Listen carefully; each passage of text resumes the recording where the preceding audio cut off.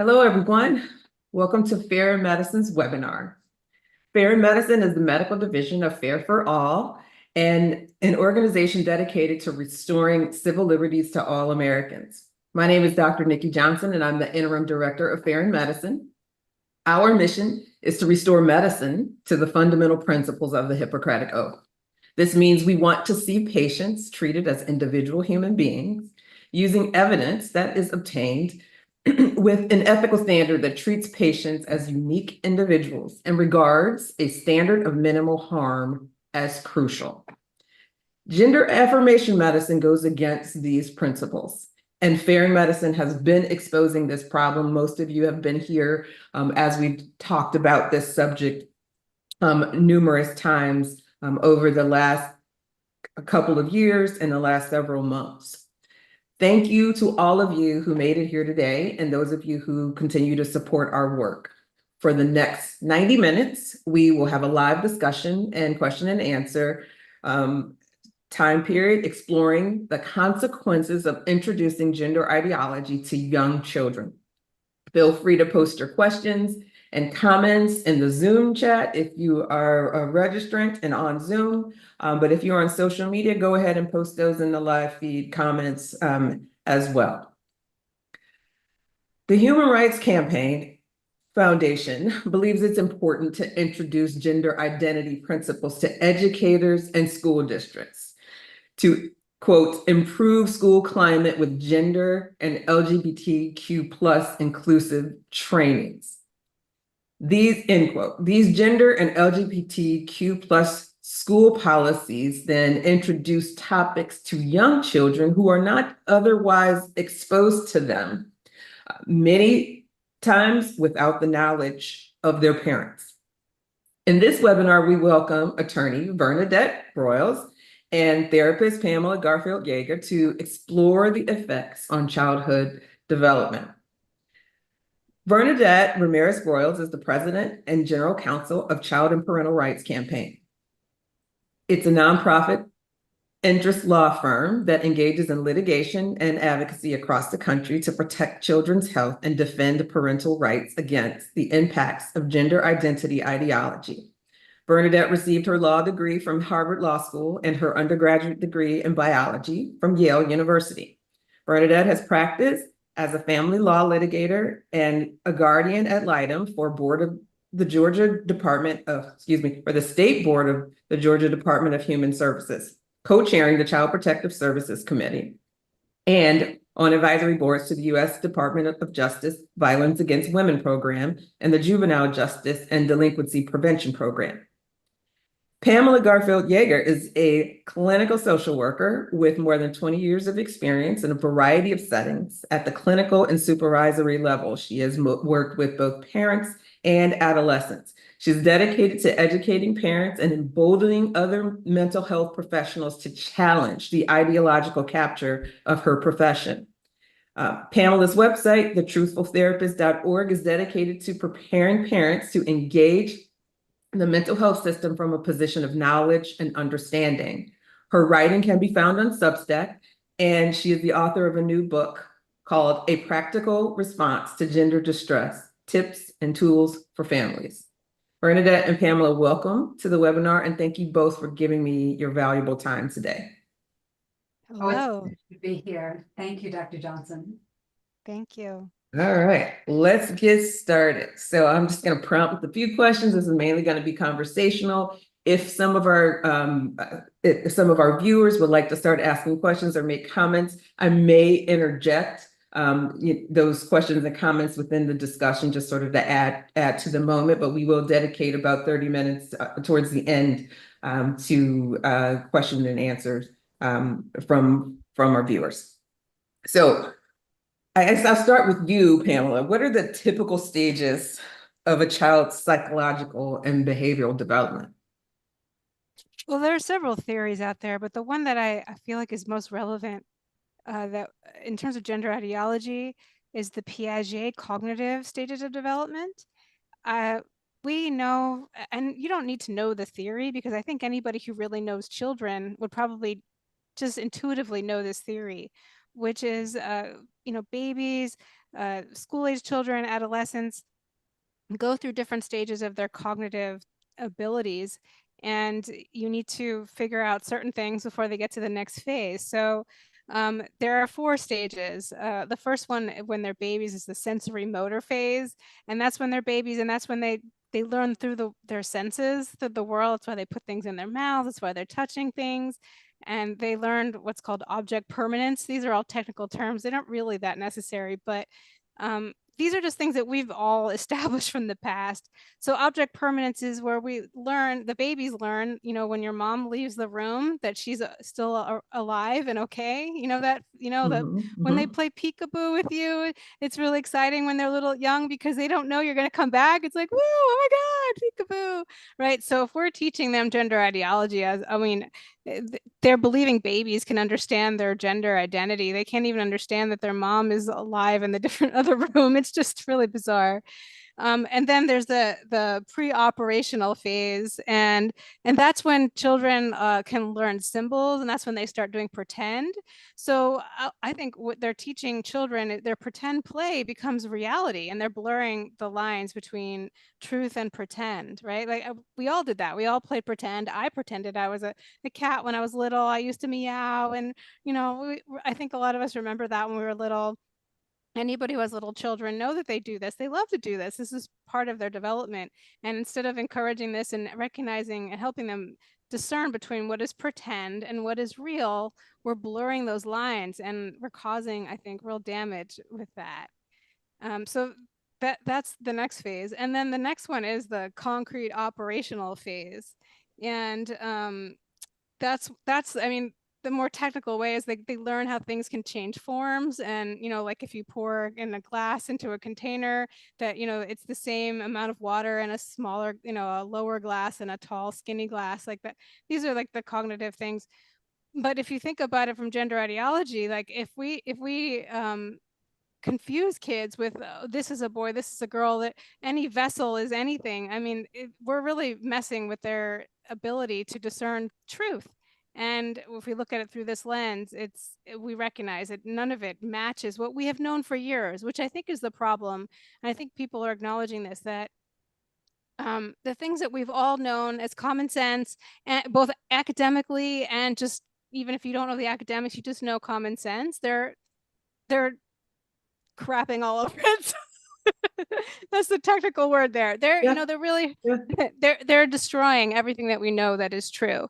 And then when they become teenagers, they start to learn abstract thought, and that's when teenagers start to understand maybe poetry and abstract words. But gender ideology is very abstract. Understanding what is a feeling of a boy and a girl. We know this doesn't even really make sense, and it's hard to explain, but at the very least, we can all acknowledge that's an abstract idea.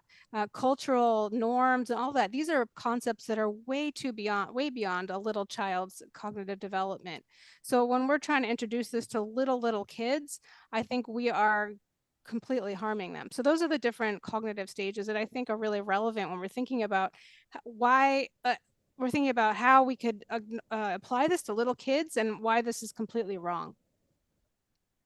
Yeah, I think that was very helpful. A lot of the people who are watching, a lot of our viewers, some of our viewers are not, in the health profession or not scientific, and they don't know those technical terms. But like you pointed out, it's a lot of it is intuitive, and especially to those of us who are parents. Yes. And so I love the summary of it, and I think it's important for people to really hear it and spell it out. But it just makes me think as a parent that this is common sense. Introducing some of these topics are inappropriate for my child. Vernadette, do you have, or what do you think, or what are you seeing that schools are telling children or teaching children? What age levels are you seeing these types of things happening, or other things that you think are inappropriate for children to grasp? Yeah. So Nikki, can you hear me okay?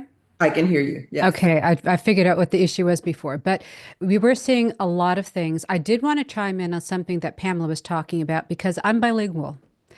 And from what we're seeing that trusted adults are doing, these are now, teachers and counselors. These are people that we previously trusted, and some of the abuses of that trust. I began to think about how language is being distorted, particularly for children that are still in the process of concretizing what is reality.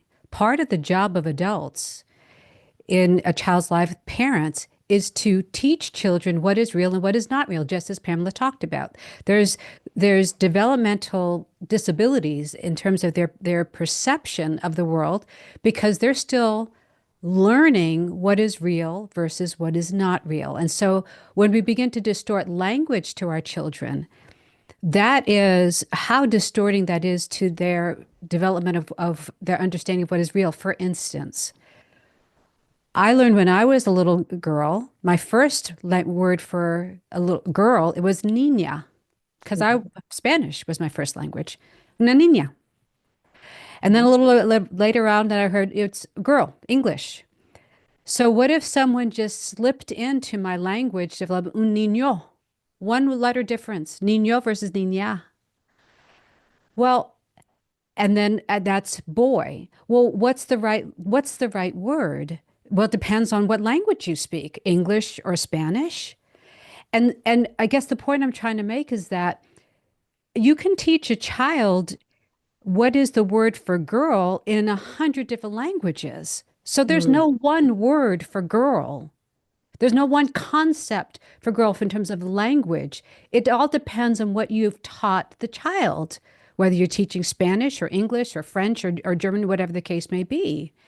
And if you then teach a word that is associated with male stereotypes, and now that's what girl means, or excuse me, female stereotypes, and that's what girl means, and that child doesn't feel like they fit in with the stereotype.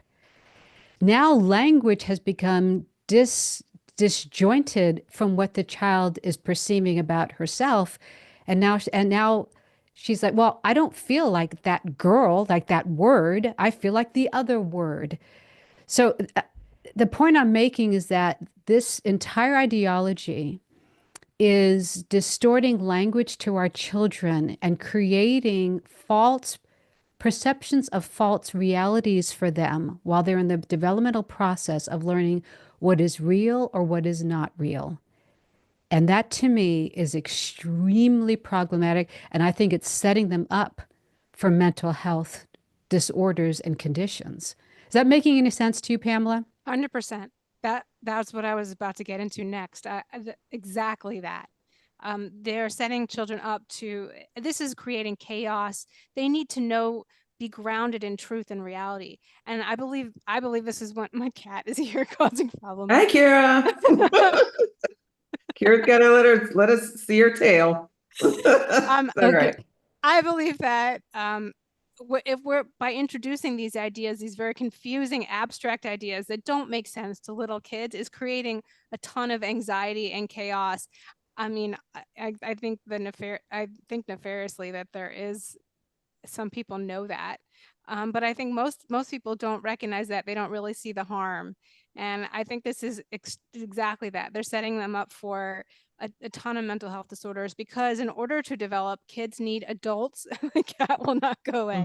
Kids need adults to tell them what is real. That's what they look up to, adults for that. That is what they need. They need that authority to say, this is a circle, this is a square, this is a truck. What's that? Why is the sky blue? I mean, that's why kids ask all these questions and need grown-ups to tell them what's true. And if they're told, well, you could be anything at any moment, your friends could be anything at any moment, your teacher could be anything at any moment, think about the anxiety and the chaos that creates for little children. Yeah, we were made. Oh, sorry. Go ahead. We were not made for infinite possibilities.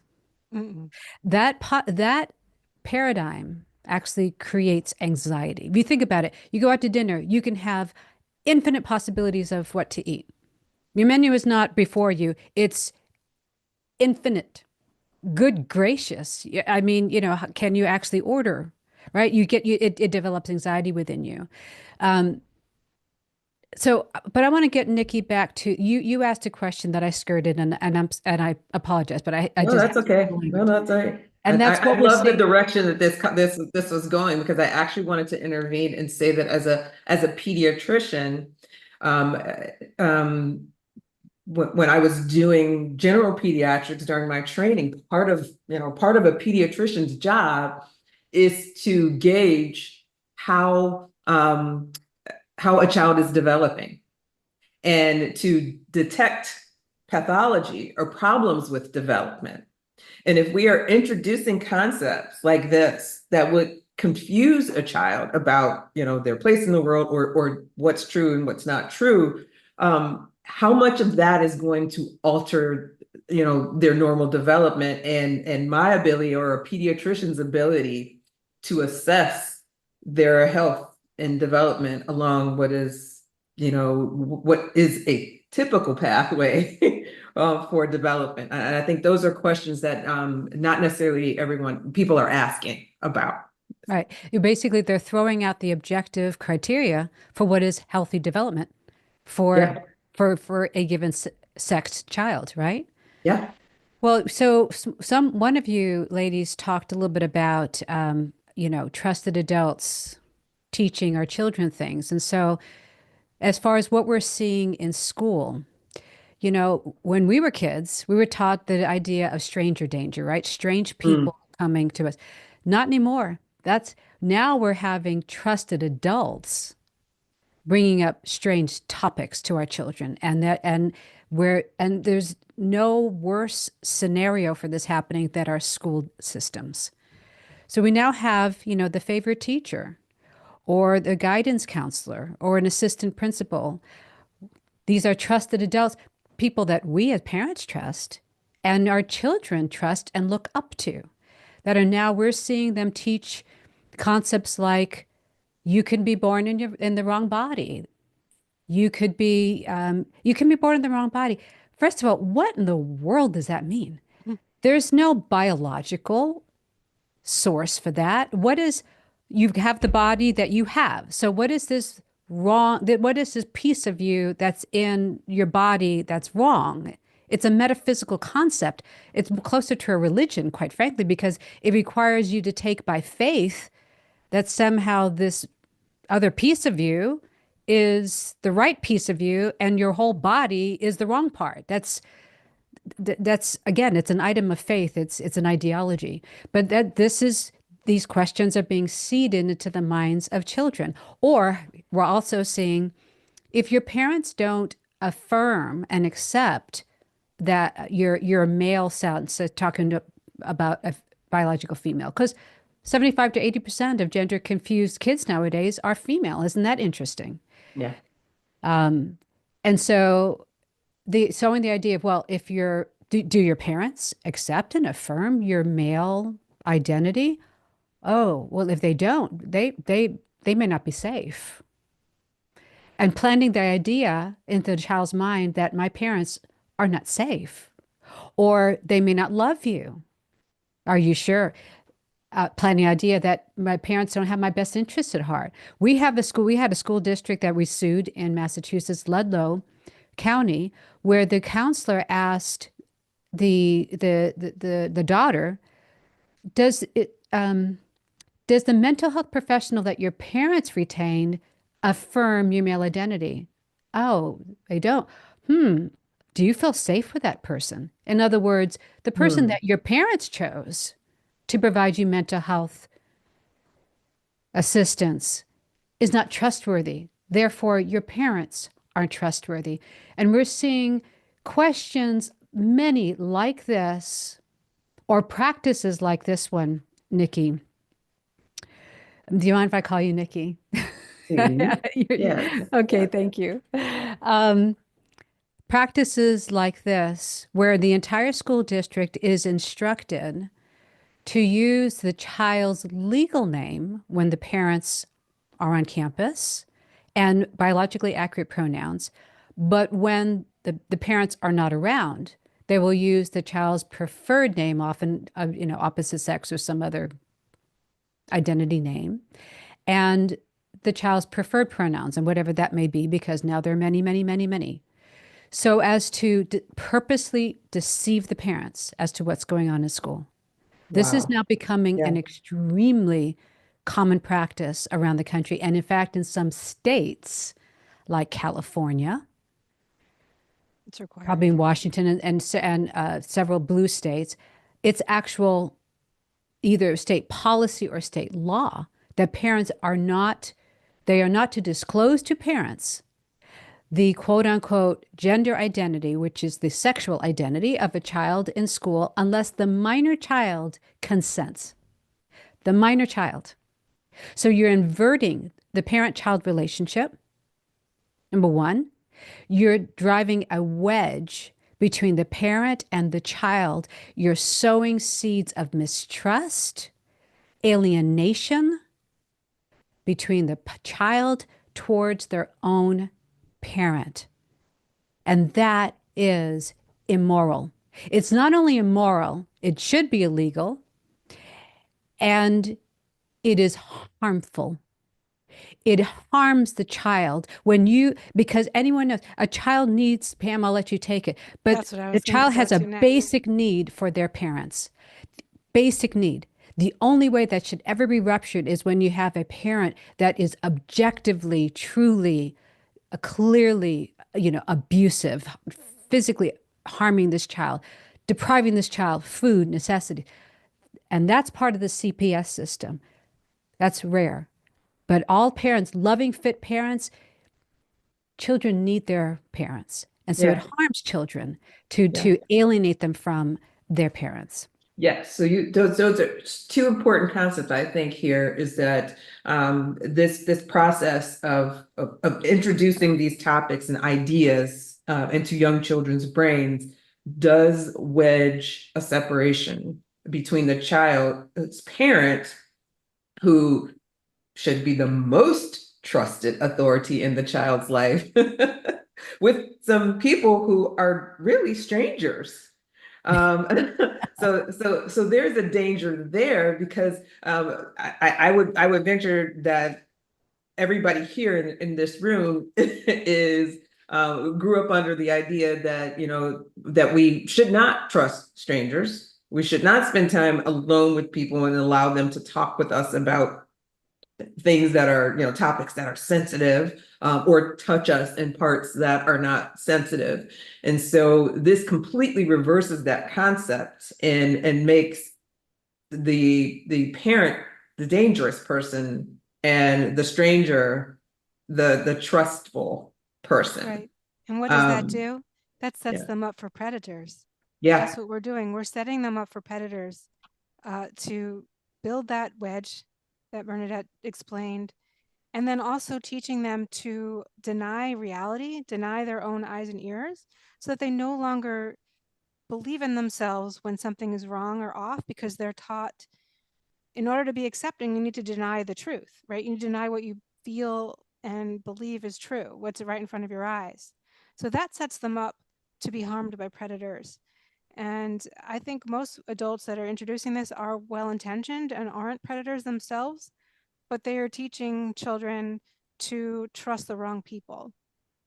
Yeah, And so it's just interesting that you say that, because I'm starting to question even that line of thinking. I honestly used to have good faith and believe that the people doing this had no nefarious intentions, and It's that hard to they know, really right? thought that they were doing harm. Some people are like some people who are being taught this way of thinking, the schools and the teachers who really feel like they're helping by getting guidance from these activist organizations who are pushing this ideology. They feel like they're doing the right thing because they've been told that they're doing the right thing. And so, yeah, and these are people who, and pediatricians and therapists alike, who went into their career with the mindset that they wanted to help children, right? And help them be healthy and keep them healthy. But we're starting to see, just look at revelations from the Tavistock Clinic, and recent reports that there is an indictment of child pornography for a well-known physician running the Tavistock Clinic Yeah, it's in not a England. coincidence. I don't think So that's it's not a coincidence at all. coincidence. Mhm. I'm really concerned that we're going to start to see more of that. Well, and you can have both be true at the same time. You can have Yes. people that sincerely believe they're doing something good, and yet at the same time they're doing something nefarious objectively. I think of it as the some of these are ideological predators. They may not be sexual predators, Hmm. Hmm. but they are proselytizing. They're seeking disciples to a belief system. Now, whether they objectively feel whether they subjectively feel that this belief system is good and it's good for children, they need to become self-aware about two things. One is that they are evangelizing a belief system Hmm. that has to be taken by faith. So can you imagine if an evangelical Christian Baptist was school teacher and was pulling kids aside and evangelizing, Jewish kids, Muslim kids, other kids to their Baptist belief system. Well, we'd have a problem with that. We may think that, Christianity, being a Baptist is a good thing. It's a good thing. It's a positive thing. But is it that person's place, that teacher's place, to be creating disciples using his or her authority, where the parents, may be very much in disagreement? Number one. Number two, they need to be self-aware of the fact that they're government officials. Mm-hmm. They there's limits that the Constitution places on government officials being able to, again, evangelize and proselytize their belief systems contrary to that of the family and that of parents. And I think that I don't care how subjectively positive or good or kind these officials are operating in. They need to recognizing they're overstepping their rightful boundaries.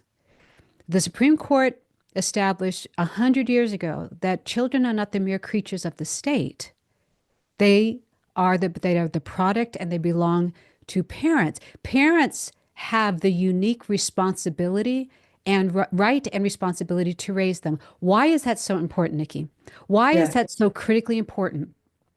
Because if we ever continue to go down the line that we are going down now, and we allow government officials to presume that they know better than parents, that children are better in their care, that their belief system is superior to that of parents, then we're going to be giving to government Marxist level authority over our children. And we're now walking into a Marxist type of environment where now the government is effectively raising our children.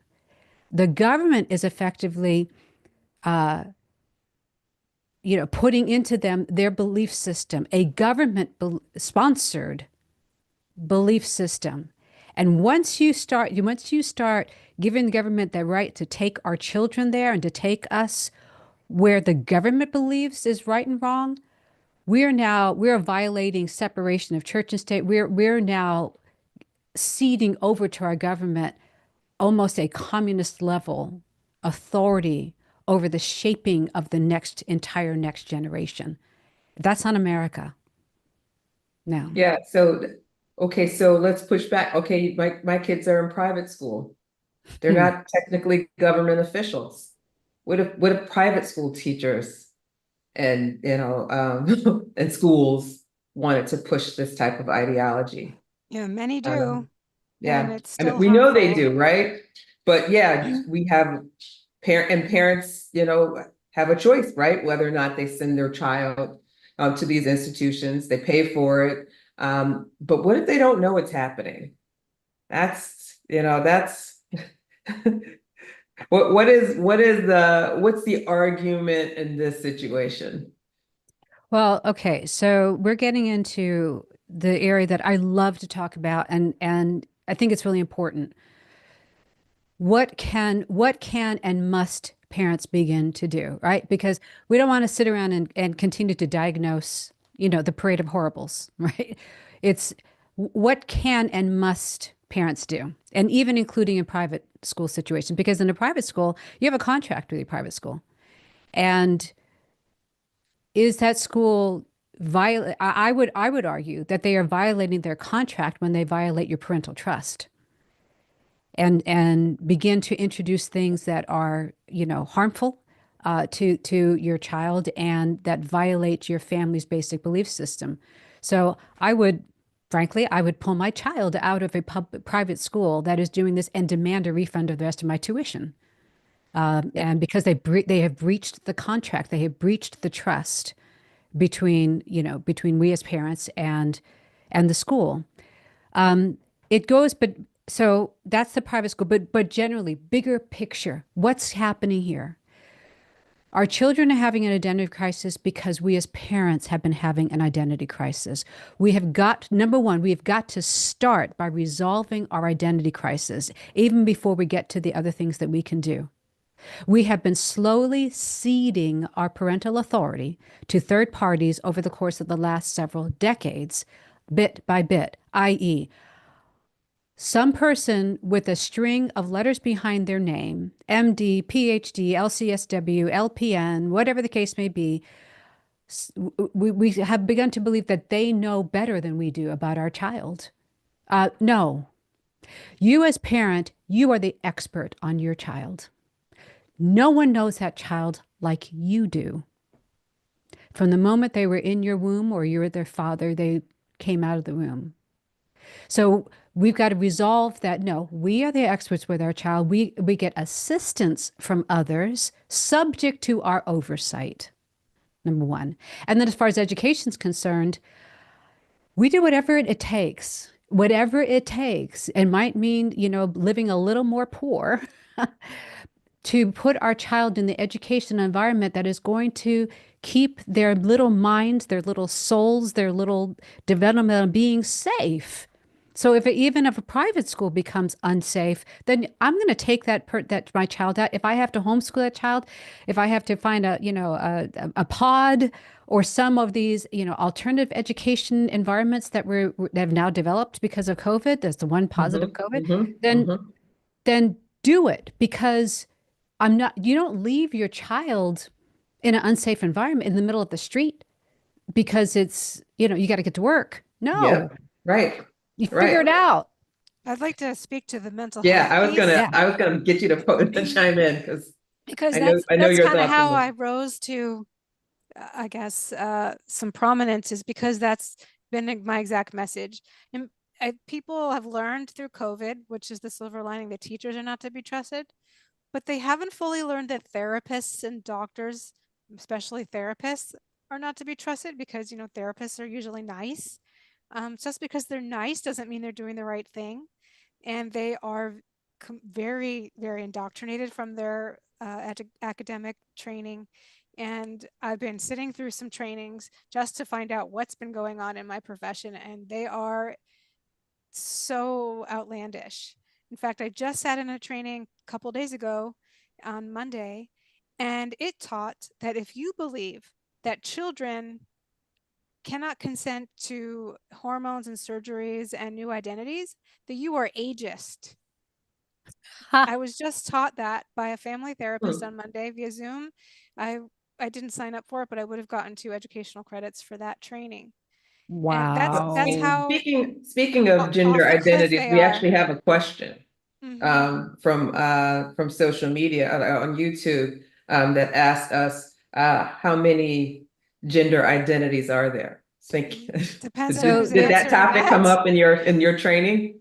Well, so I mean, I'm old school, so I didn't learn it in my training. But the new trainings, that they don't, they keep it really vague. They don't actually tell you. They I think they intentionally don't tell you how many genders there are, because it's, up to the individual. You're supposed to let the individual lead. You're supposed to let a child lead no matter how old. This instructor quoted a psychologist named Diane Arasoft, who believes that if a baby unsnaps their onesie, a boy unsnaps their onesie, that they want to wear a dress and they're giving a gender message in a pre-verbal stage. Or if a girl is pulling out her barrettes, that's a gender message that she doesn't want to be a girl. So this is talk about ideologically captured, but they don't have the What about insight the of boy that wants to strip off his diaper and streak through the house? Yeah, I don't know what gender identity that is. The poopy gender? Well, and Right? so it's big according to the ideology of those who promote this, it's theoretically infinite. That's it. And that's why it's ever growing. Mhm. I've stopped checking. I think the last time, we checked, it was like 140 or something. It was silly. It was just silly. So we represent a whistleblower, Jamie Reed, the St. Louis Pediatric Gender Center. And she shared that one of the patients identified as a helicopter. That was their gender. An attack helicopter. That was their gender. And the Hmm. clinic won't And allow the that. clinic was not allowed to question that. Wow. It's silly. Yeah. Wow. Wow. That's interesting. So And so This is that, what queer again, that's theory is. another. So if schools and other authority figures are introducing these concepts to children, that's an example that could put that child in danger. Very much. Right there, right? And usually, I mean, so I don't know of that case in particular, but a lot of these really extreme cases, it's a sign of trauma. These people have it's severe trauma. absolutely, They yeah. have severe attachment issues. A lot of foster kids who've had severe attachment issues gravitate towards this because they have severed their attachment and they're grasping for straws and they're dissociated from their bodies, are dissociated from who they are. They have a fractured sense of self. And instead of helping them feel whole and helping them figure out they're a boy or girl and help them figure out how to be in society, the fracturing is being imposed upon them, is being reinforced, and that's creating more chaos for these poor kids.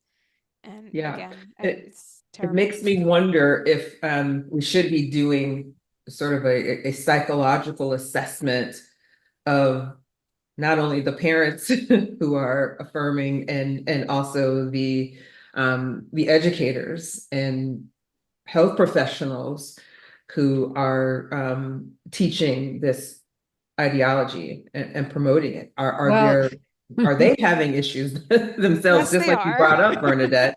Yeah. This is an adult problem that we're projecting onto Yes. children. Oh my gosh, you just said something so powerful. I do believe that's exactly what's happening, is that it's an adult problem that they're wanting to credential, to give credibility by projecting onto children to be able to say, see, children feel this way, and from an early age. And so therefore, this must be normative.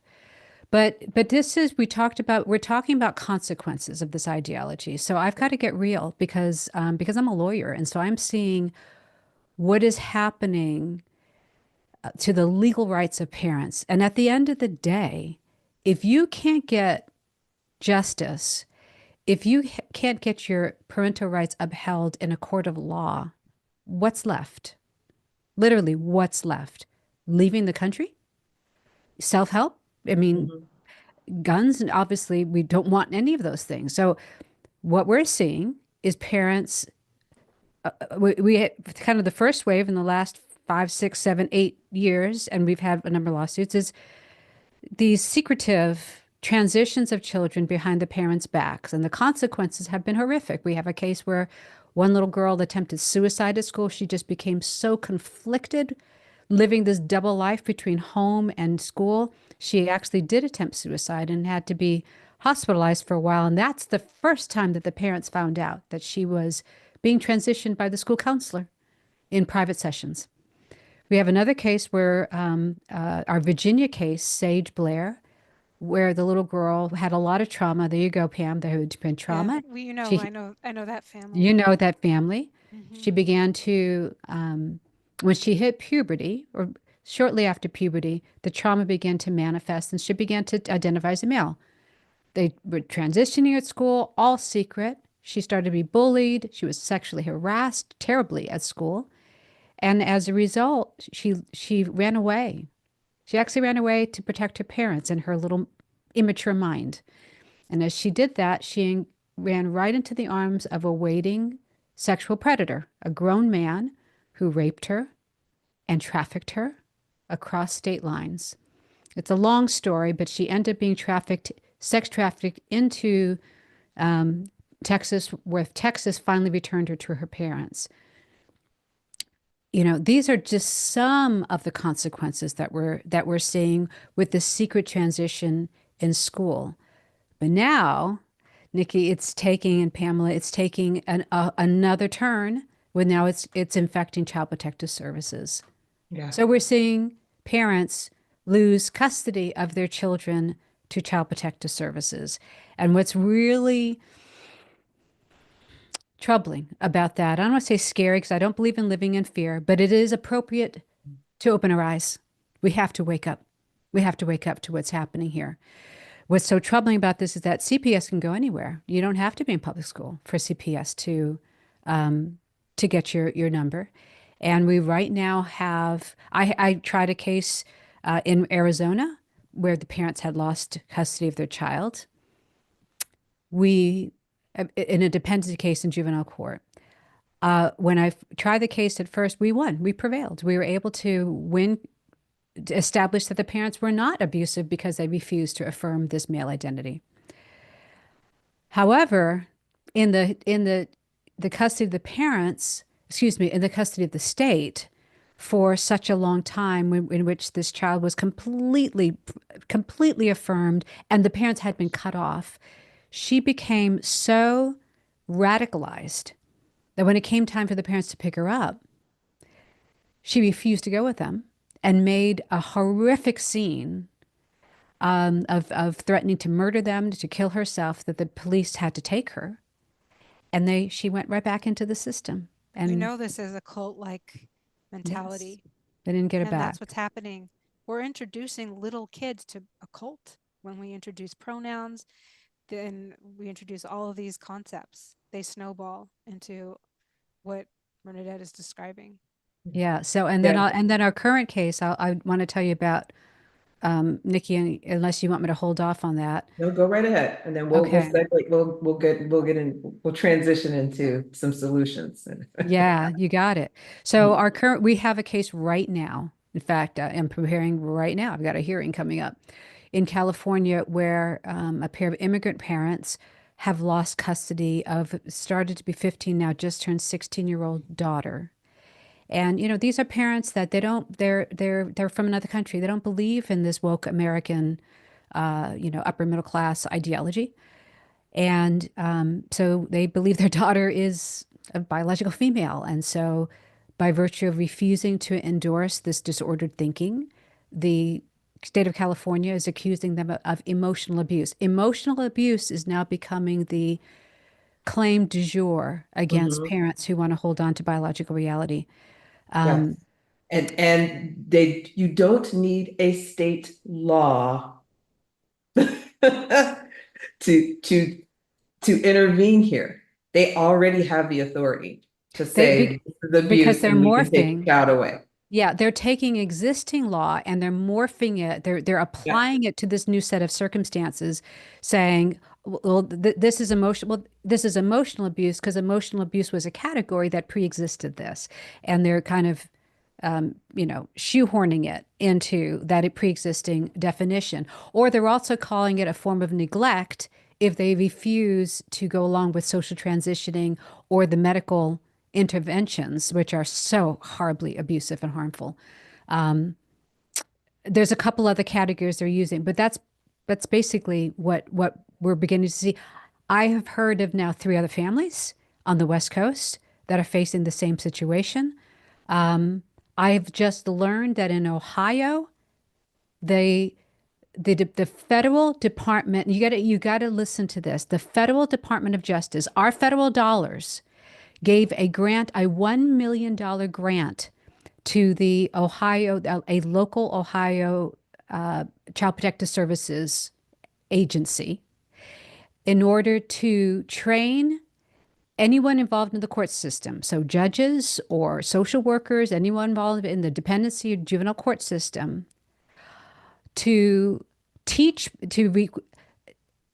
to learn about and go along with the affirmation mindset, ideological belief system, and to bring parents along the spectrum of affirmation.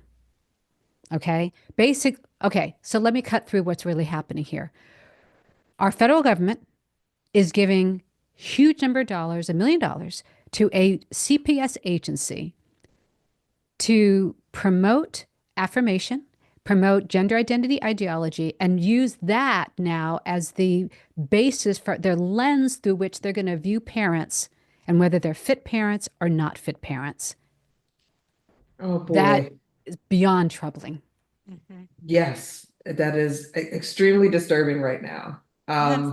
From a psychological point of view, I wanted to address the little suicide lie that they like to use as, ammunition. So they say if you don't affirm a child that they will commit suicide. However, in mental health forever, I've known that in order to be whole, to not be suicidal, to have that solid sense of self, you do not depend on the outside world to affirm you. And if you are depending on someone else to affirm you in any way, it doesn't even have to be gender, just affirm who you are. And if you set a child up to say that you must be affirmed by everyone in the world, and if one person doesn't affirm you, then you will collapse and crumble, you are setting them up to be an emotionally fragile person, and most likely setting them up to believe that they should go ahead and attempt suicide. And they're being trained to do that by repeating that mantra over and over again. When they say affirmative care saves lives, affirmative care is suicide prevention, we're teaching children and saying it in front of them that if they're not affirmed that they should go ahead and do this horrible thing, harm themselves. So we're actually inducing suicidality with these phrases. We can look at all the data, our side, their side, says all this data.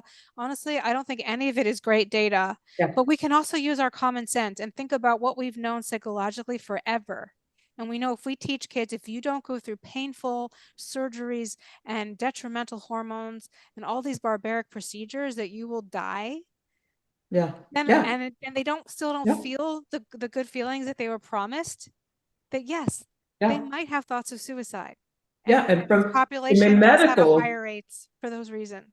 From a medical standpoint, we know that if we take people through traumatic events and interactions with the medical institution, harmful medications, and harmful and painful procedures, that they're going to have more trauma as well, and set themselves up for more anxiety and depression. But what you just brought up, Vernadette, about the federal government intervening here, it highlights something that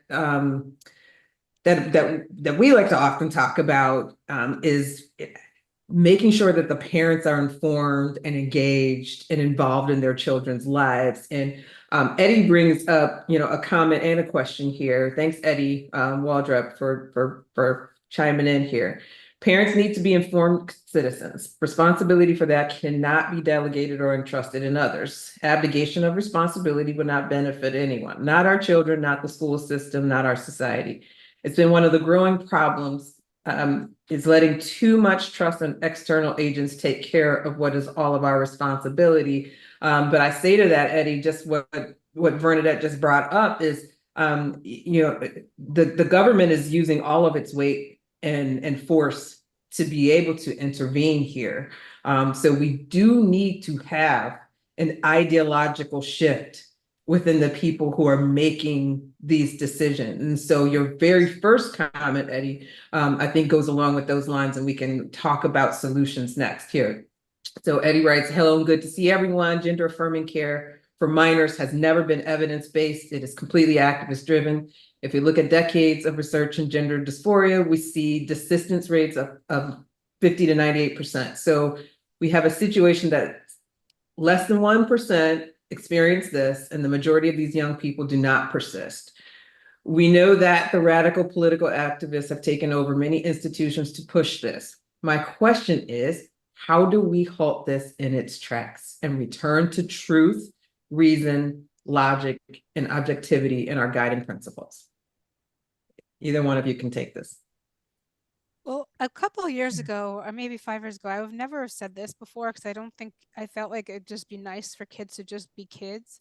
But the world we're in now, I think parents need to get ahead of it and they need to talk to their kids about the reality of this. And they need to teach them that pronouns are nonsense and they're harmful, and teach them why. I actually have a chapter in my book about why pronouns are harmful, because they seem benign. Even people that are against this still just think, well, what's the big deal? Just do a pronoun, like it's just a word, but it's actually a really big deal. And it leads to all the things we've just been talking about.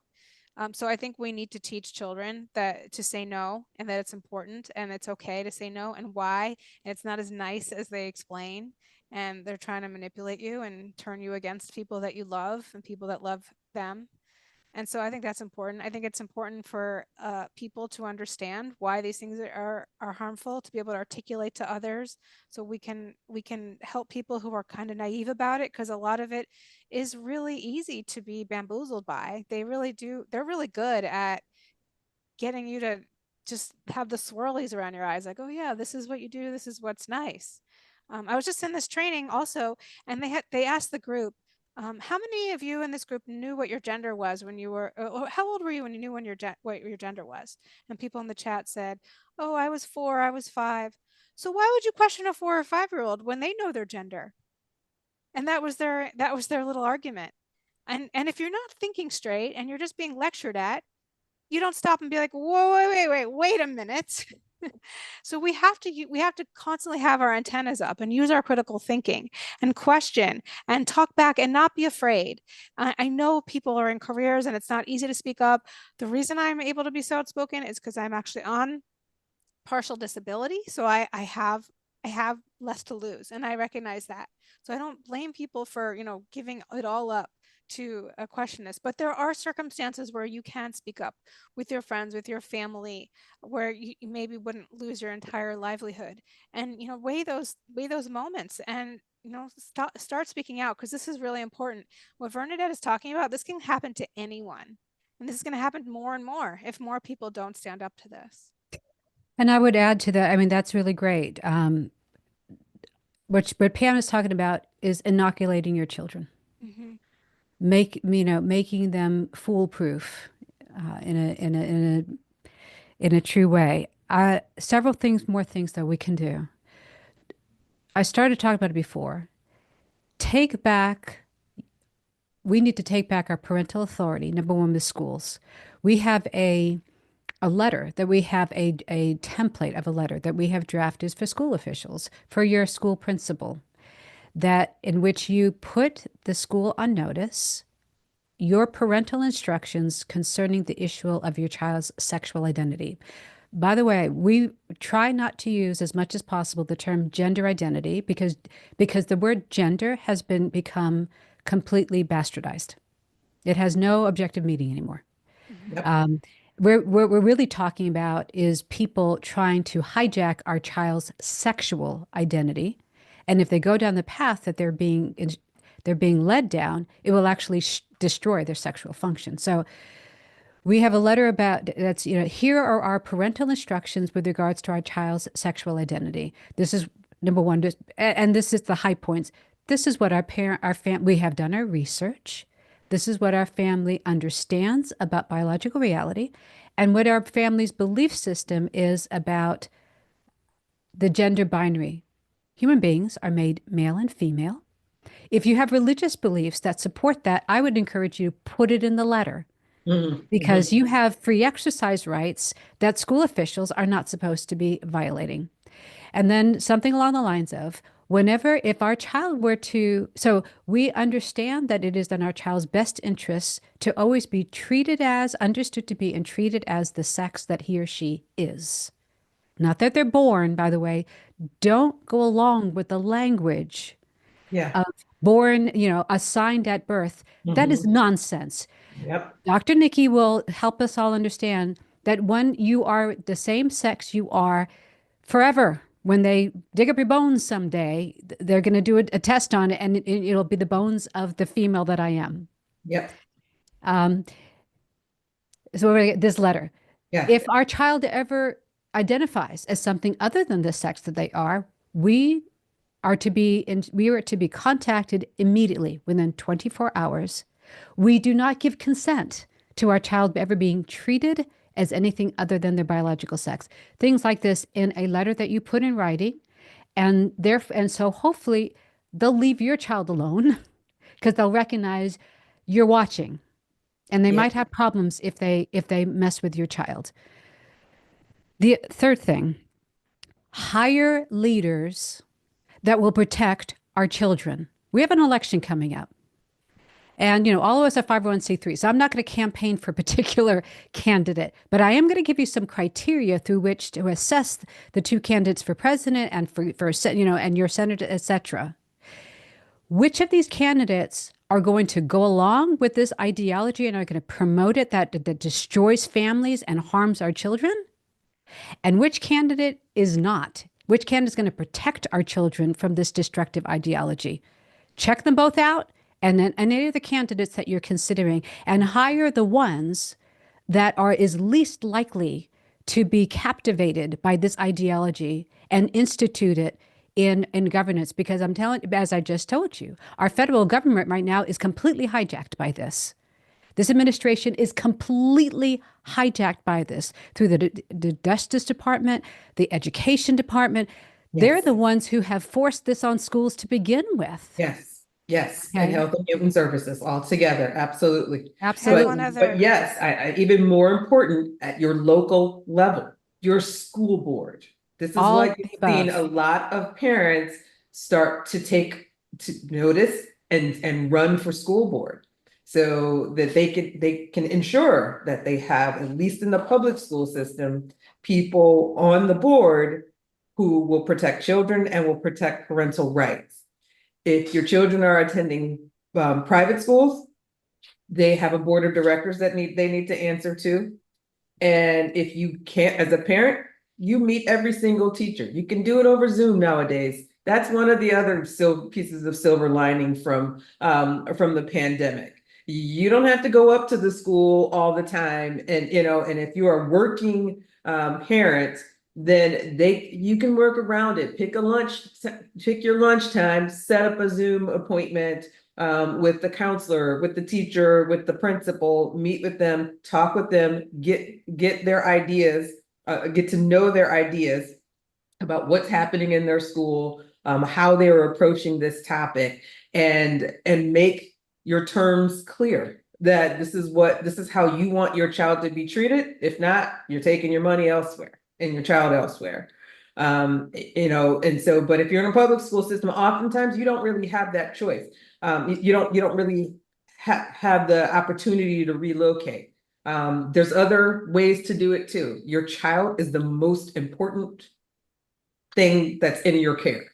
I would say there's, your most valuable asset So one other is your child. Go ahead, Pam. I'll wait until after you. you. I wanted to warn parents against school counselors.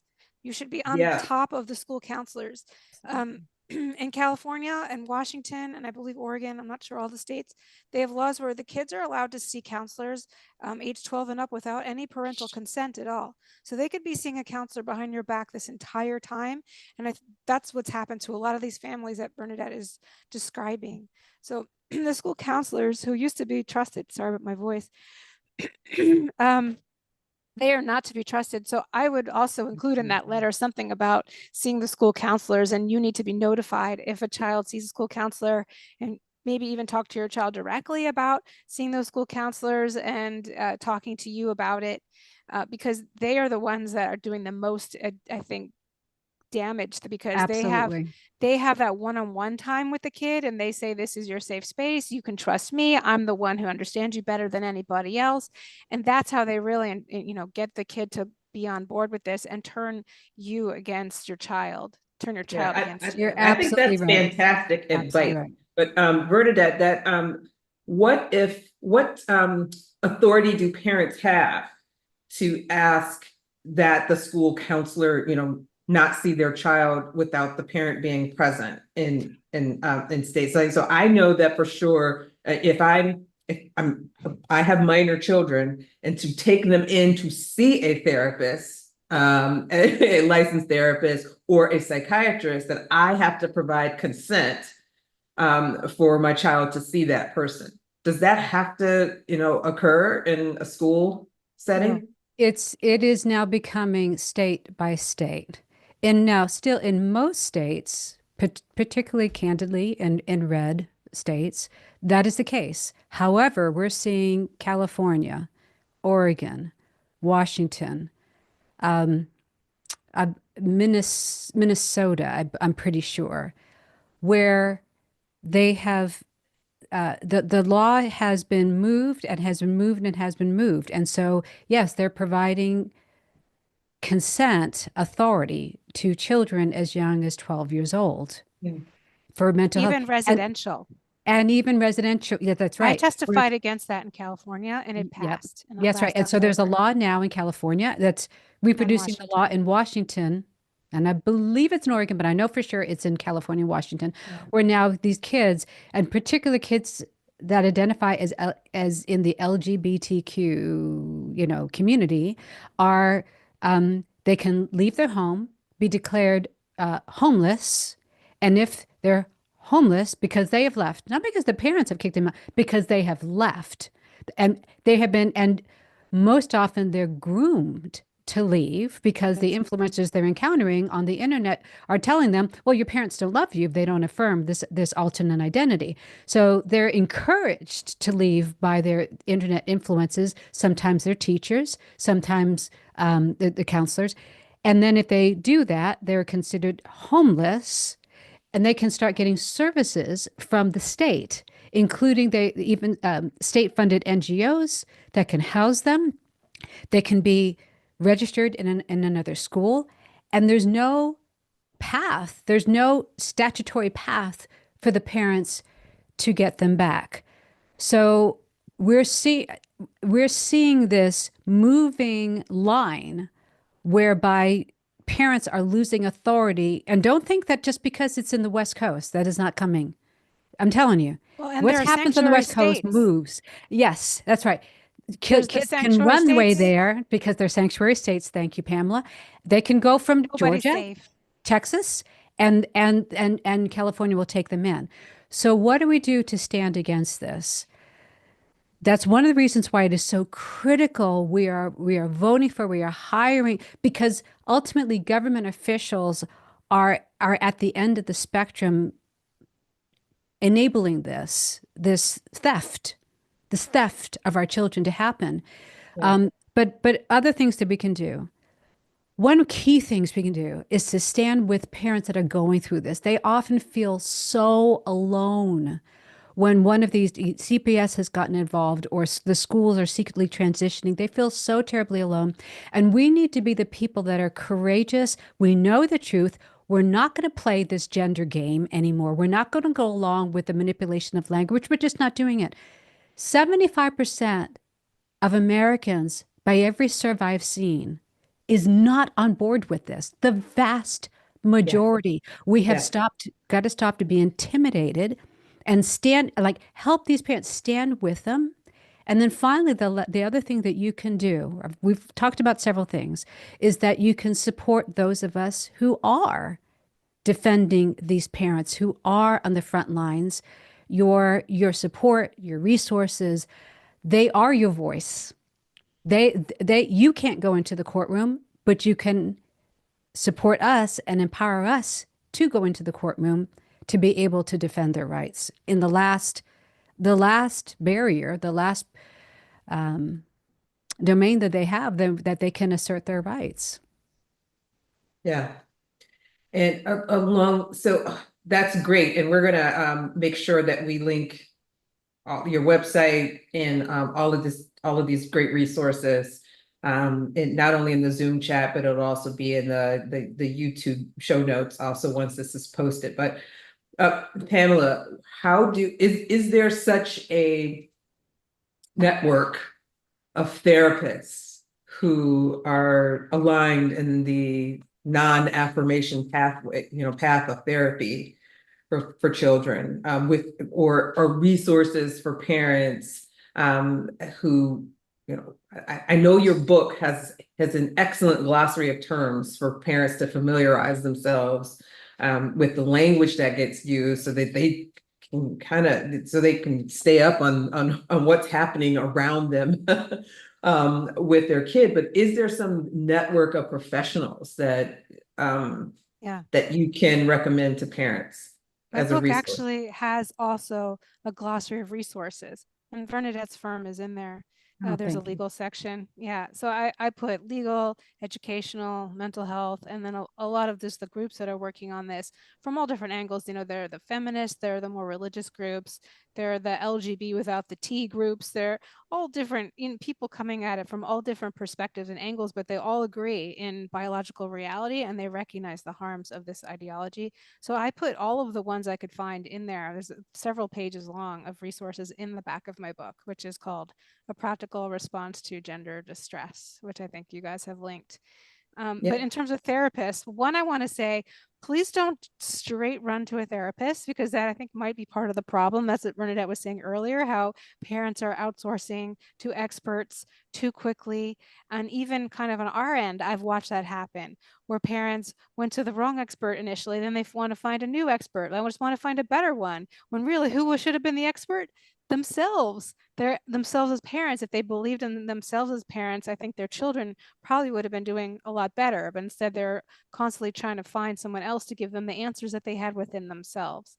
So I do want to encourage people to really look at themselves and not run straight to a therapist initially. Of course, there are degrees of severity, so I can't say what's the appropriate action for your circumstance. There are therapists. There's one website, it's called Therapy First, and their website is therapyfirst.org. And that's therapists with all different political backgrounds and all different persuasions, but they all, again, believe in reality. Therapyfirst.org. So I just went to a retreat with them last June and got to meet many of them in person. It was an incredible experience. And many of them now have become close friends since then, because we have bonded so closely. We're, the outliers in our profession. There are two websites for conservative therapists. There's conservativetherapists.com, and then there is the conservativecounselors.com. And then I know some parent groups have their own sort of underground networks of therapists that they trust. I know Our Duty, I'm not sure what their website is, ourduty.us, I think is their website. Our Duty has an underground list of therapists that they kind of just personally refer, because a lot of the therapists are not out in the open. They don't have public profiles, because if they did, they would get in trouble and be labeled as conversion therapists and be ostracized by the profession. So a lot of them do this underground on the DL. So those are some networks. I also am in some Facebook groups. So sometimes I'll just do a blast. If someone sends me a message, I'll find out if there's someone in your area. Of course, a lot of this is done on Zoom. I don't love Zoom therapy. I don't think it's the greatest. I think that's one of the downfalls of COVID, is everyone thinks that Zoom therapy is as good as regular therapy, or better than nothing. Sometimes it's not better than nothing, actually. It depends. So I can't say always, but I think that people are relying on Zoom a little too much. So that's my prejudice against Do you that. think that, I remember you recall you saying that you don't run to a therapist right away. Do you think, even if you do therapy, should this be family therapy? Should this be solo just for the kids? Should it just be for the parents, or everybody together? Good question. I think the focus really should be on the family. Oftentimes it can just be on the parents, and for the parents to be, learn what to do, in terms of how to detox them from all of the social media and how to set boundaries and things like that. And figuring out what is the vulnerability in your family. What are the things in your family that, because really this is a cult-like mentality where they take a family or vulnerable children and they kind of prey upon them. So what is the vulnerability within your family with your child that has that the bug got bitten in your family, right? So that's something to figure out and to work through. And that's really what the therapy will be about, because it's not really about gender. Gender is like the symptom of something else that is happening within your family.